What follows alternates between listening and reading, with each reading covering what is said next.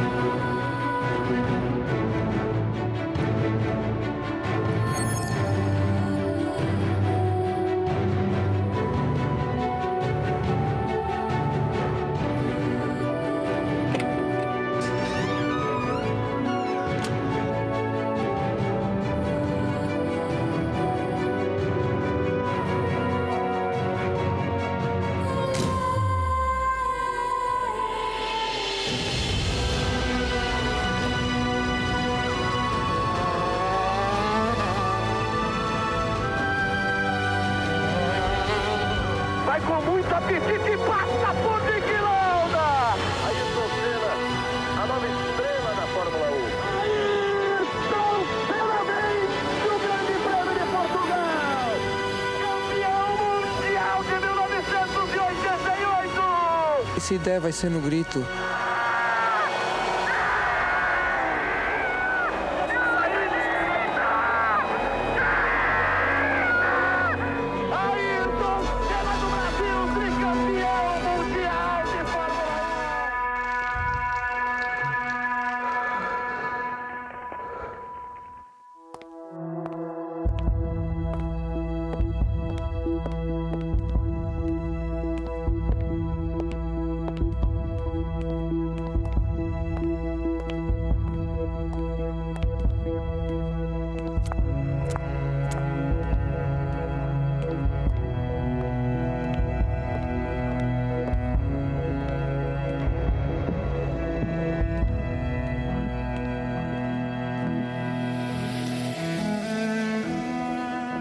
Oi.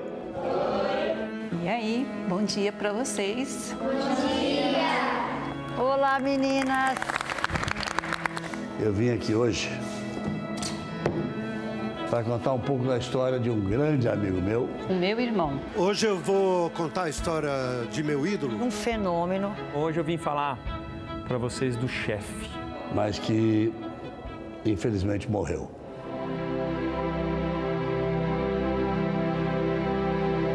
Senna bateu forte. Ele vinha em primeiro, escapou e bateu muito forte.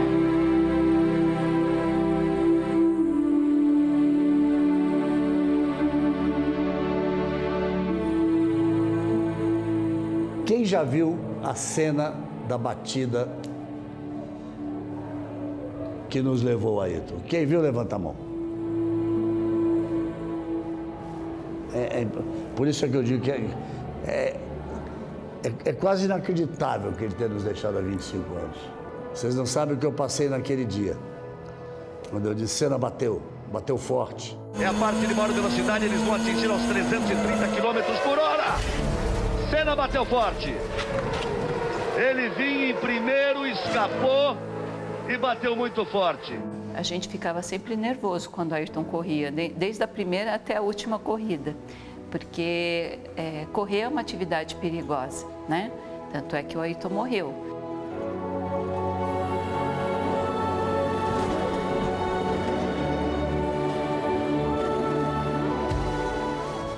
Agora, mais agora, com os detalhes, com os arquivos, a gente vê um Ayrton Senna muito sério naquela manhã, não é? Pra gente. Muito calado, sem dar um sorriso, nenhum sorriso ele deu.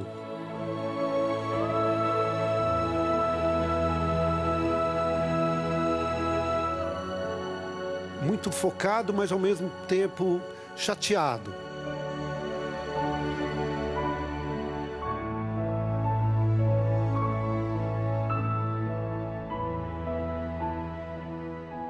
Na sexta, o nosso Rubinho Barrichello quase foi.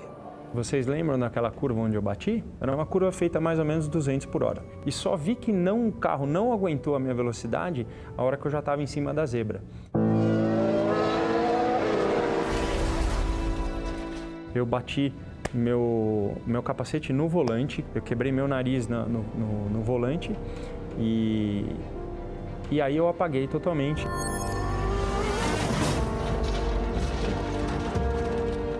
E demorou 6 minutos para eu viver de novo, que foi o que o médico falou. E aí, no ambulatório, eu não lembro do Ayrton. A primeira pessoa que foi saber como ele estava foi o Ayrton. Não deixaram ele entrar, não. Ele pulou o muro. E quando ele vinha saindo, eu encontrei com ele. E ele ainda nervoso, ele tá bem. Mas como é que ele tá? Eu falava, ele disse, ele tá bem.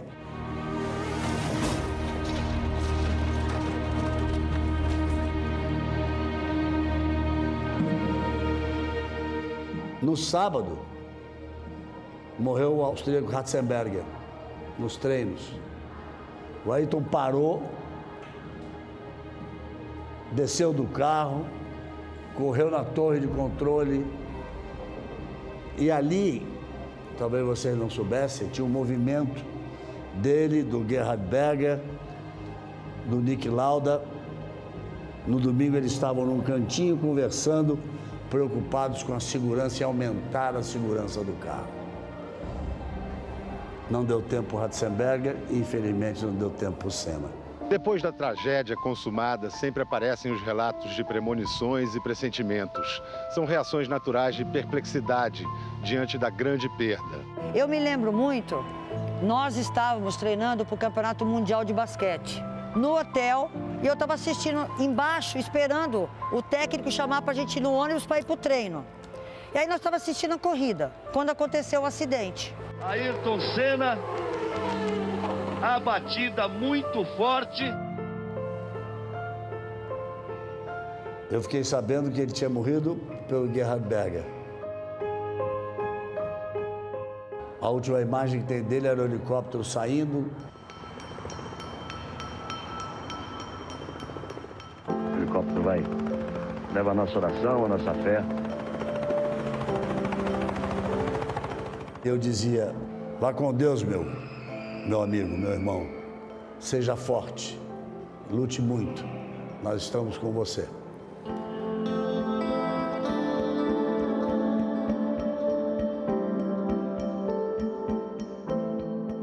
Nós, espectadores, ficamos com uma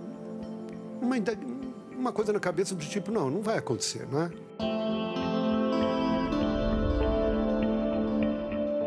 Para mim, a coisa mais marcante é o fato de ter visto a cabeça do Ayrton mexer, e quando ele mexe a cabeça, para mim era um sinal de vida, não um sinal de tchau. Ele ali já estava morto.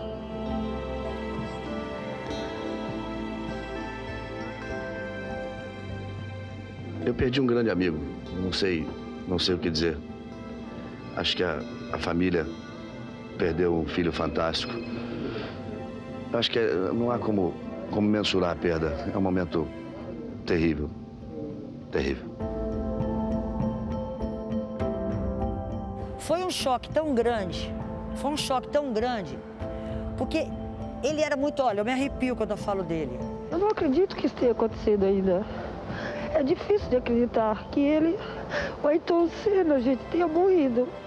foi uma comoção brasileira, assim. Eu lembro que quando ele foi sepultado, a cidade de São Paulo parou, mas totalmente. Milhares de pessoas em prédios, nos viadutos, nas pontes, nas marginais, todo mundo super entristecido, como eu também. Acho que não só todos os brasileiros, mas uma grande parte das pessoas no mundo ficaram muito tristes. A gente estava perdendo uma pessoa que tinha vivido uma maneira diferente de vencer.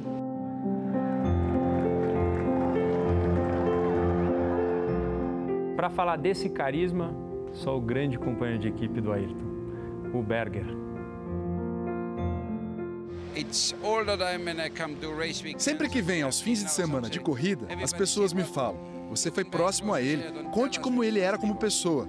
Então você ainda pode ver como as pessoas são interessadas na personalidade do Ayrton. Todos sabemos o desempenho que ele tinha na pista, mas isso combinado com o carisma que ele tinha, fazia dele uma pessoa única. Por isso, 25 anos depois, ainda gostamos de lembrar como ele era, o que fazia. Eu sou muito feliz de ter sido amigo e companheiro de equipe dele. Me dá muito orgulho. Makes me proud to compete with him. Eu tenho uma história para contar para vocês, particular minha. O pai dos meus filhos foi um dos primeiros patrocinadores do Ayrton Senna. E um dia, a gente estava jantando num dos restaurantes do meu ex-marido, junto com o Ayrton Senna, e eu vi um relógio que ele estava usando. E aí, eu fiquei com aquele relógio na minha cabeça, achei lindo. Aí eu falei assim: nossa, Ayrton, procurei tanto relógio para comprar, cara, esse relógio não existe mais. Ele pegou, arrancou o relógio e me deu. Que é esse relógio aqui, ó. Para mim, esse relógio é de uma importância tão grande, porque me faz lembrar as noites que eu acordava.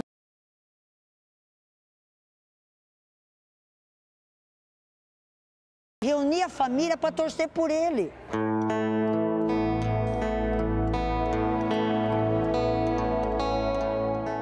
Era quase uma religião assistir a Fórmula 1 pela televisão, narrada pelo Galvão. Você cortava domingo e era para assistir em horários diferentes. O público de pé, Ayrton Senna, bandeira quadriculada, Brasil! Eu costumo dizer que o Brasil acordava mais cedo, domingo, para ver o Senna correr. E os 3 títulos dele, vamos ver se alguém sabe, onde ele ganhou os 3 títulos mundiais. Onde? Japão. Japão. Por coincidência, os 3 títulos mundiais dele foram no Japão. A corrida era de madrugada. Nesses dias, o Brasil dormia mais tarde para ver o Senna ser campeão. Que pena que vocês não puderam ver isso. Agora o Mansell vai.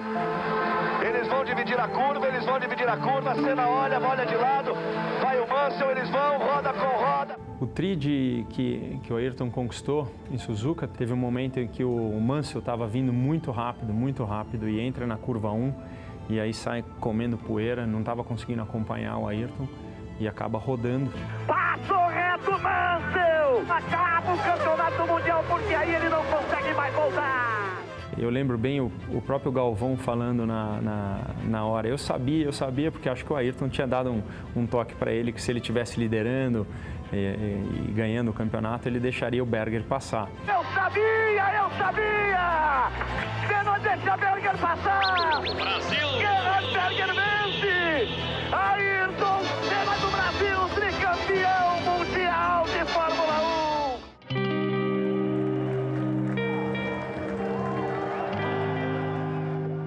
O Senna também tinha uma coisa muito incrível de amar o país, né? O nosso país. Ele fazia muita questão, era uma marca dele, pegar a bandeira brasileira.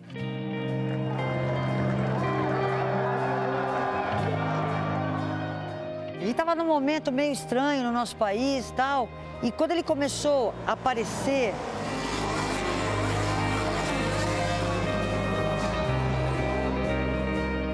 A gente começou a ver o Ayrton ganhando num lugar que é muito difícil de ganhar.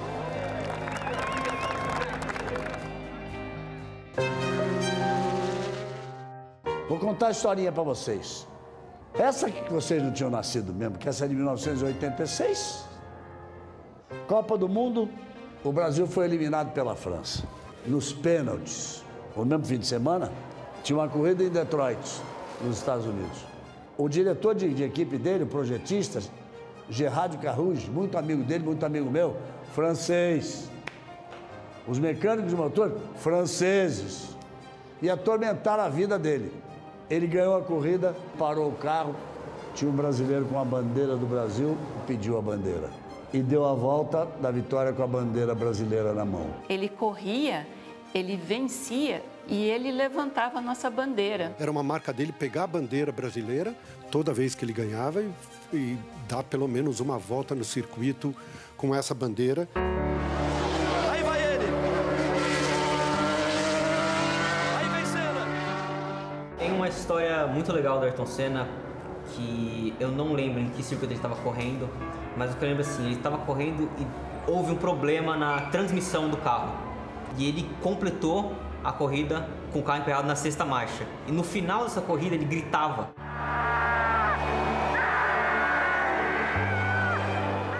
Vem aqui. Vem aqui. Lê aqui. Aqui, o que está escrito aqui? Ayrton Senna, 1991, GP Brasil, primeira vitória. O capacete dessa vitória. O capacete dessa vitória? É, dessa vitória.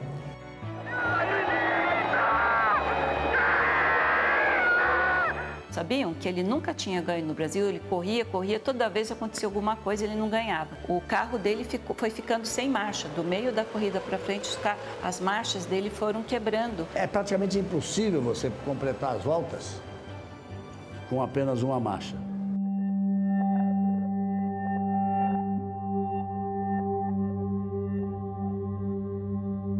Ele segurou mesmo a direção na marra, no físico, e ele levou a corrida até o fim.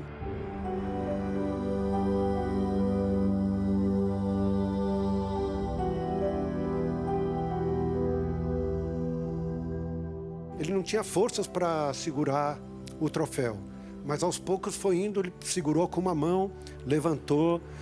Completamente estressado fisicamente. Ele tenta de todas as formas erguer o troféu e põe lá em cima. Não há dor que possa impedi-lo de comemorar sua vitória. Seria impossível para qualquer outro, mas ele tinha essa capacidade de conquistar o que era impossível. Ayrton Senna se preparava muito fisicamente, se preparava tecnicamente, ele treinava muito, ele dedicava a vida dele àquilo que ele fazia. E quem o acompanhava nesse dia a dia e durante tantos anos? Meu velho parceiro, Reginaldo Leme, ele quem fala sobre isso. Está batendo na porta da Fórmula 1. O que sente o piloto nesse momento da carreira dele? Eu estou realmente muito feliz. Fora da pista, você tem tempo para alguma coisa a mais? Para cuidar de casa, arrumar o carro. O Ayrton era tão fanático nesse negócio de preparação física que as nossas viagens eram quase sempre longas. E quantas vezes a gente chegava, marcava um encontro no jantar, quando encontrava, ele já tinha passado pela academia ou tinha dado uma corrida em volta do hotel. E ele me explicou com muita lógica uma coisa que até então eu não sabia. Aumentando a sua capacidade cardiovascular, você raciocina melhor. A sua mente está mais preparada para raciocinar. Se isso vale para qualquer esporte, por exemplo, um jogador de futebol, você imagine para o piloto de corrida que tem que reagir ali em questão de milésimos de segundo.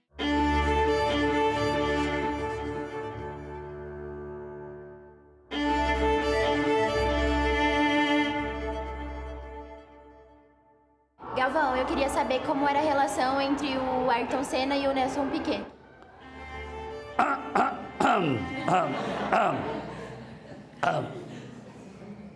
Em alguns momentos, muito bom. Respeito muito grande, porque são dois dos grandes pilotos da história. Mas eles tinham formas diferentes de ver a vida. E, num determinado momento, se desentenderam. Mas, acima de tudo, profissionalmente, sempre se respeitaram.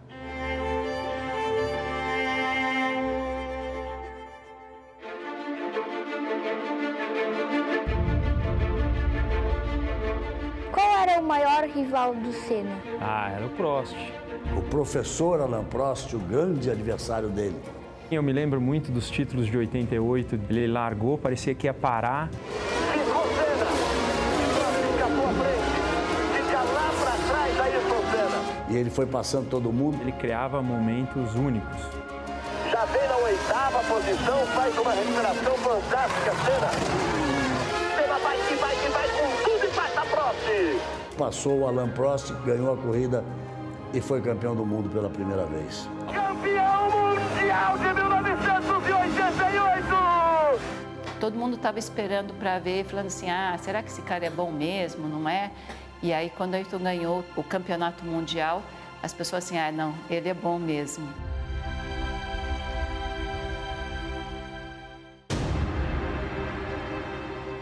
Em 89, quando eles bateram ali no S, vocês lembram dele entrando por dentro e dando uma fechada?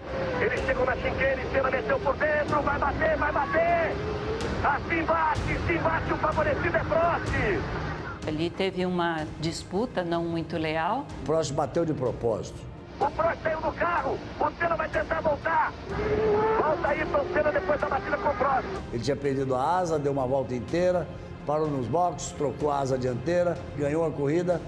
Visivelmente emocionado, Ayrton Senna. Logo após o final da corrida, o telão do Autódromo de Suzuka mostrou insistentemente a imagem do acidente e tudo o que aconteceu na tentativa de Senna voltar à pista. E foi observando essas imagens que os comissários de prova concluíram que, por não ter Senna percorrido normalmente a chicane na sua volta à pista, ele havia infringido o artigo 56 do regulamento da FIA. E a pena é a exclusão.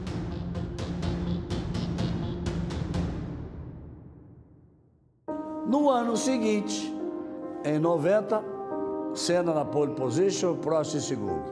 E o Ayrton Senna só não podia deixar o Alain Prost ganhar. Logo na saída, o Alain Prost saiu na frente e o Senna, pá! Prost largou melhor e tomou a frente, Prost. Tomou a frente, Alain Prost, Senna porta, vai por dentro.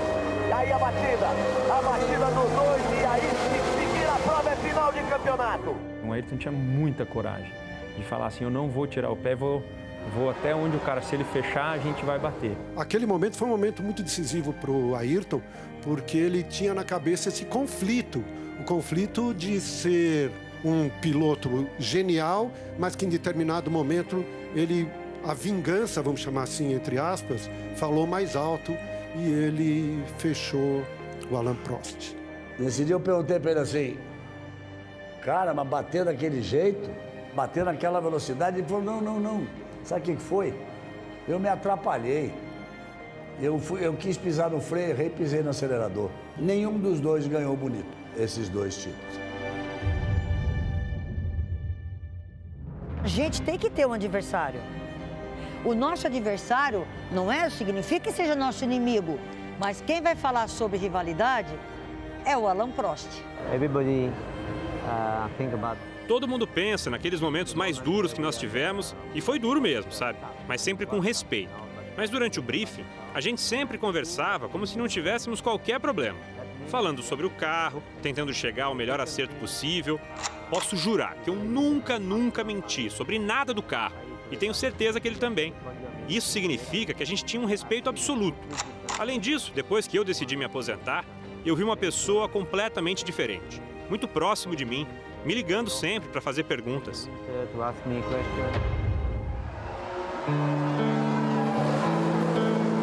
Toda vez que chovia, nós brasileiros ficávamos super contentes porque a gente sabia que ele ia ganhar a corrida. Senna, Prost, Senna por dentro, Prost força, Ayrton Senna vai pra ponta. Você sabe por quê que ele era tão bom na chuva? Porque a primeira vez que ele foi andar de kart na chuva, ele não conseguia andar. E uma hora ele, escorregou da pista e foi pra grama. E perdeu a corrida. E ele botou na cabeça, eu vou aprender. E toda vez que chovia, ele ia procurar em São Paulo algum lugar para correr, e ele corria até escurecer debaixo de chuva. Aí ele chegava em casa, assim, todo encharcado, que nem um pato molhado.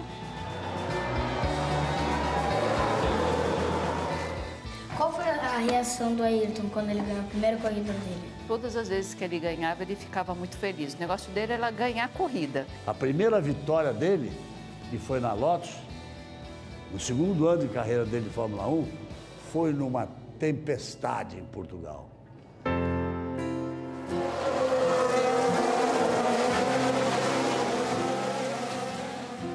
Foi uma corrida muito marcante, porque o Ayrton quase deu uma volta no segundo lugar na chuva. Mesmo estando liderando a prova, como estava numa posição tranquila, a situação era tão perigosa que eles deveriam ter parado a prova. Isso para ele era muito impactante, porque ele realmente sabia o risco que era correr na Fórmula 1. Você pensa, realmente, até quando você vai resistir a tudo isso? Se você vai passar por tudo isso e sair ileso. Depois da morte do Senna, os carros começaram a ficar mais seguros, né? Mas teve que morrer um grande piloto. A primeira vez que eu sentei num briefing sem ele foi muito doído. Foi a primeira vez que eu comecei a sentir o peso de que o Brasil tinha perdido um grande ídolo. Fora o ídolo, então, um amigo. Então, fica muito, muito difícil de considerar dentro de mim, dentro do meu coração, que isso é verdade. Bom, e quem vai falar desse lado amigo do Ayrton Senna é o querido Milton Nascimento. Eu estava fazendo um show em Detroit, quando vi uma pessoa da minha equipe chegou e falou: "Você tem um cara da Fórmula 1 que quer te conhecer." E era o Senna. Passou um tempo, eu fui para Londres e quando vê, ele chega num show meu, ele, o Mick Jagger e o Sting. Ele chegou e falou assim: "Caramba, você é um cara que tá sempre com muita gente de televisão." Ele falar isso, ele já era aquele cara, né? É um cara que eu carrego pela minha vida sempre. Até hoje, quando eu vejo o Ayrton Senna, ele me inspira. Porque ele foi meu grande ídolo, você imagina. Eu sou ídolo também. Você imagina, então, a importância que ele era. O gênio das pistas, nesse momento, nunca escondeu que Ayrton Senna foi seu grande ídolo. Lewis Hamilton. Hamilton, verdade mesmo tudo isso? Quando eu era criança, eu sentia que era alguém com quem eu me identificava. Quando eu assistia a Fórmula 1, não havia ninguém negro, ninguém que expressava seus pensamentos religiosos. Ele era alguém super autêntico, um piloto muito agressivo, incrivelmente determinado, um ícone. E me inspirou quando criança. Eu o vi e pensava: eu quero ser como ele. Eu quero ser bom em todas as áreas em que ele era incrível, para ser como ele. E esse é um retrato do que era o Ayrton Senna, principalmente uma determinação em relação ao espírito brasileiro que ele tinha e que deixou como legado.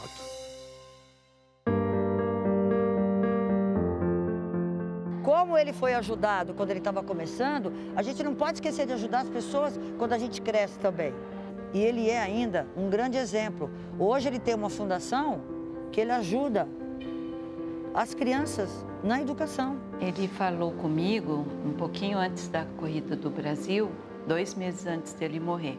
Ele só tinha vontade de ajudar, porque ele era uma pessoa super bem-sucedida, mas ele não queria viver num país onde ele dava certo e a maioria dos brasileiros não dava certo. A única diferença entre uma pessoa que dá certo e uma que não dá é que a que deu certo teve oportunidade. Eu acho que o Ayrton deixou um exemplo e as pessoas têm hoje muito carinho pelo Ayrton e pelo Instituto Ayrton Senna por conta disso.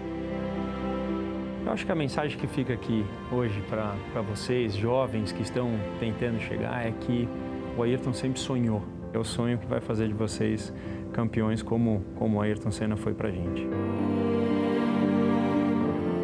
Ele não nasceu sabendo. Tudo o que ele fez com mérito dele, de fazer, de ir atrás. Ele batalhava mesmo para conseguir o que ele queria. Ele precisava mais, ele queria emoção. Ele desafiava a si mesmo. Não era com os outros, era com ele mesmo, o negócio era com ele mesmo. Ele era meigo, ele era dócil, ele lembrava de detalhes pra gente, ele pegava uma flor e me trazia, sem ninguém falar nada pra ele. Ele foi sempre muito companheiro meu, desde pequeno. É uma saudade absurda.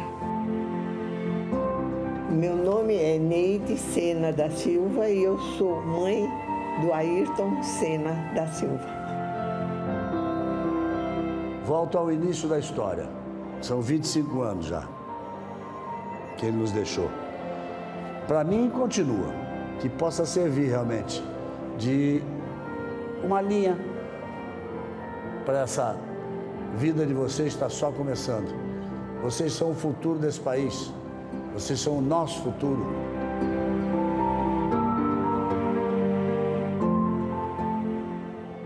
Lembra dele de vez em quando, que é muito bacana. Vamos bater palmas para o Ayrton Senna?